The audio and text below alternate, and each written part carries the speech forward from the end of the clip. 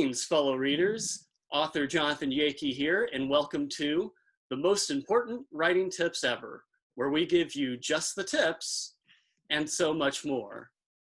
With me today is an award-winning author of books like Nobody Said It'd Be Easy and Someone I Used to Know, Patty Blount.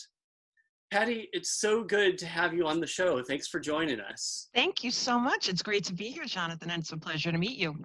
Likewise.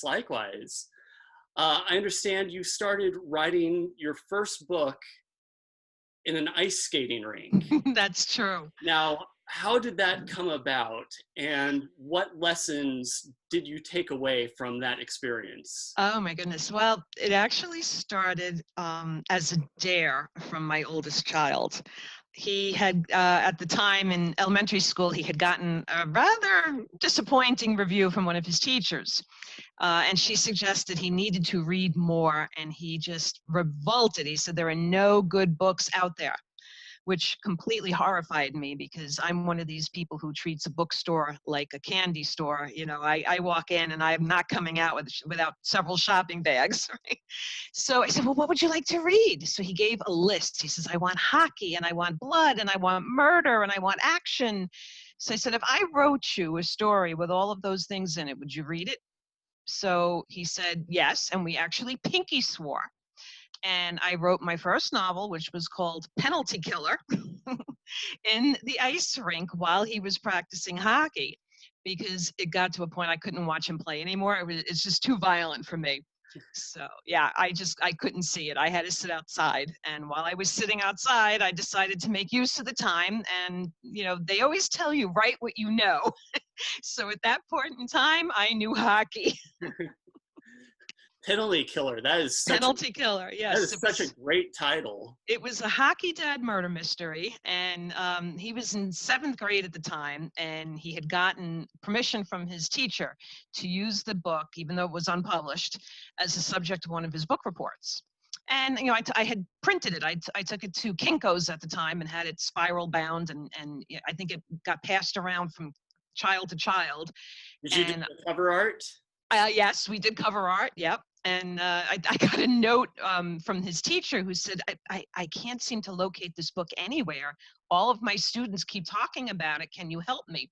So I went back to Kinko's, and I had another copy printed for her. And she read it and sent it back to me a week later, covered in red pen. She corrected it. I didn't do very well. I mean, I don't know, Patty. I think the fact that you had kids talking about the book and wanting to read it, I think that's the best compliment you could get.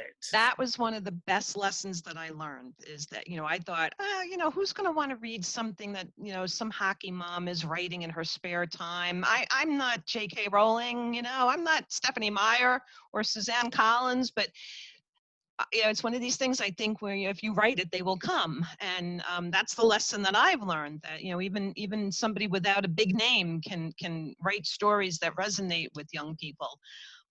You know, so far, so good. I've got 6 to my credit so far. And even just writing what entertains you, what you find entertaining. Because, I mean, it's a big world out there. So if you write something that you find entertaining, there's a pretty good chance someone else out there will feel the same way. Yes. And that's something else, you know, like everybody kept saying to me, like, oh, you know, Twilight's so popular. Are you going to try writing a vampire story? And I said, no, because vampires, frankly, don't interest me that much. So I do stick to what I like. I write contemporary stories. I do, you know, I dabble here and there. Like I'm trying mystery right now, and I've written a paranormal / horror that I really love because I'm a huge fan of the show Supernatural. So I tend to write the stories that speak to me. And they may not get published, but they're still fun for me. Now, I want to talk a little bit about your influences and inspirations. Sure. As a reader, what type of books inspired you to write? Everything. No, that's kind of cheating, isn't it? Well, I will say that I have been heavily influenced throughout my life by Judy Blume. And Judy Blume is the reason I publish under my real name. Blount is my real name. It's technically my husband's name, but when becoming a published author was still just this dream that I had nurtured in the back of my heart, I always used to think someday, if I ever get good enough, I could be on the shelf alphabetically right next to the Judy Blume. And so when that happened, believe me, there was no question in my mind I was sticking to my real name. So she's always been a huge influence of mine, because when I was growing up, she was really the only young adult author in existence that anybody had ever heard of. I have scoliosis, and I read a book that she wrote. I think it was called Deanie at the time, and I learned everything there was to know about scoliosis from reading this book, and wasn't the least bit terrified about facing surgery or wearing a brace, because I'd already lived this through a character. As I got older, I gravitated toward mystery, romance. I love the little white Harlequin romances that you could buy in the drugstores. And then I got into more deeper stories, more dystopian, more adventure type things. And then by the time, I published my first novel when I was in my mid 40s. And by that point, I think some of the things that were inspiring me were the success stories from people like J.K. Rowling and Stephanie Meyer. I had always believed that I missed the boat, that, I didn't go to school and come out with an MFA or, a major in English. It's too late. I can't become a real writer then if I don't have those credentials. And they taught me, oh, yes, you can. Look. So I gave it a shot. I stopped trying to talk myself out of it, and instead gave it a shot, and it finally came true. Now, you're best known for your young adult novels that deal with tough issues like cyberbullying and the Me Too movement. Right. What is it about young adult fiction that lends itself to addressing these issues? Well, remember I said earlier that when I was growing up, all I really had was Judy Blume novels. There weren't a tremendous number of young adult novels, and there certainly weren't many that were dealing with some of the issues that, we were facing when I was a teenager. And I kind of feel the same is true now. Teens are facing some really tough things out there. And there's like this whole, there's a segment of our population that likes to pretend that if they ignore it and pretend it doesn't exist, they're protecting children. I have the complete opposite opinion on that. I feel like the more that we can give them safe environments to explore some of these issues, the better we're helping them. And as I said earlier, when I was learning about scoliosis, which, could have been pretty terrifying for a 12-year-old girl, I had already experienced all of this through the eyes of Deanie, a fictional character. I was with Deanie when she was diagnosed, and when she had surgery, and when she recuperated, and when she was teased for wearing an ugly brace for most of her high school years. So when I had to face this, I had the tools, I had the practice already in hand.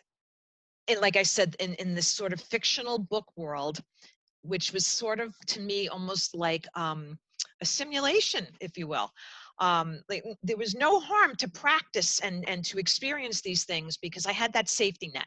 And then when I went to the real world and had to face these in real life, I already had the tools. So that's what I'm trying to do with my books, right? Because, things like cyberbullying, that didn't exist when I was in school because we had no internet then, right? Today, it's a huge problem. When people were bullied when I was in school, it lasted for all of about 10 minutes until a teacher noticed, right? And then you were separated, and then you went home. Today, children can't escape it because they're taking that bullying with them in their back pocket because they have access to the internet on a cell phone or on a watch, right? So it never stops. So how are we expecting them to be able to effectively manage that level of bullying unless we're arming them with some sort of tools? And that's just one, right? So now my award-winning novels deal with Me Too situations, and that is another huge problem. The statistics for sexual assault for young women under the age of 18 are absolutely staggering. So again, if we pretend it's not happening, we're doing them a disservice. Absolutely, absolutely.